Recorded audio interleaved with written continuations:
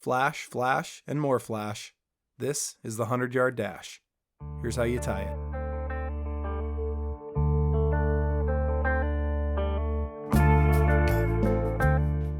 Start off with one of my favorite streamer hooks, the Daiichi 2461. This is a size 4.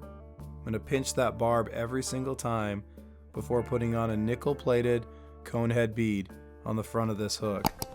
After your hook is firmly planted in your vise, bring your thread all the way back to the bend of the hook, where we're going to tie in the first flash element.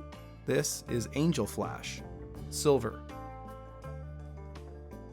I'm going to trim about a 3-inch piece from the hank.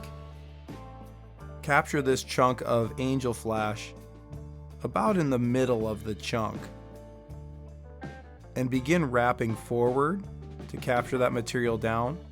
Double that material over to make a small flashy tail hanging off the back of this fly. Trim the back to even up the tips, and then reach for this holographic hackle flash.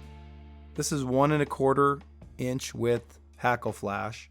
I'm going to start off with a silver color on the back side.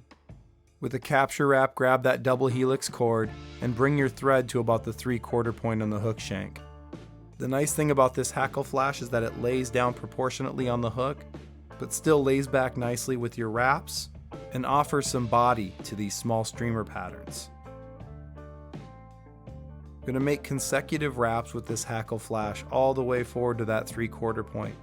With each consecutive wrap, grab the preceding wrap materials with your fingers and pull them rearward, just to make sure you're capturing those fibers down with the very next wrap. Capture your silver hackle flash at that 3/4 point with a couple wraps over the top and a few wraps in front to lock it into place before trimming the excess and moving it off to the side. And then tie in that next piece of holographic hackle flash in a gold color.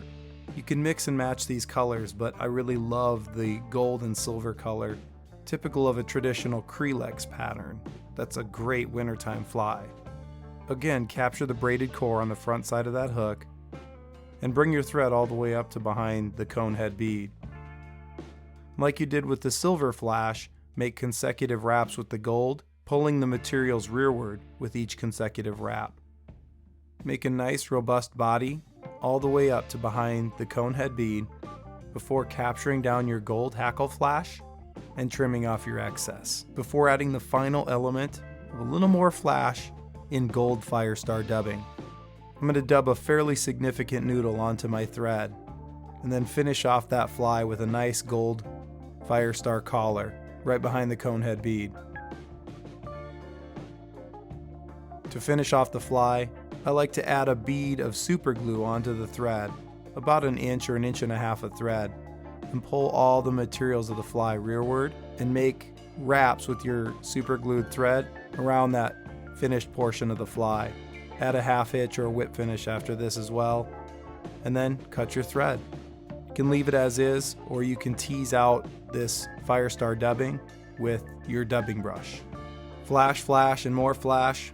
The 100-yard dash is a great wintertime fly for lakes, streams, creeks, anywhere else hungry trout might exist. Hope it helps you out on your home waters. These are all the materials you'll need to tie the 100-yard dash. Head down to your local fly shop and ask for Larva Lace materials by name. If they don't have them, make sure they go to hagensfish.com. Make sure they get a hold of the best synthetic fly tying materials on the market. Give Lori a call in Mitchell, South Dakota if you need help with your order. Thanks for watching, and thanks for tying with Larva Lace materials. Tight lines and well-tied flies.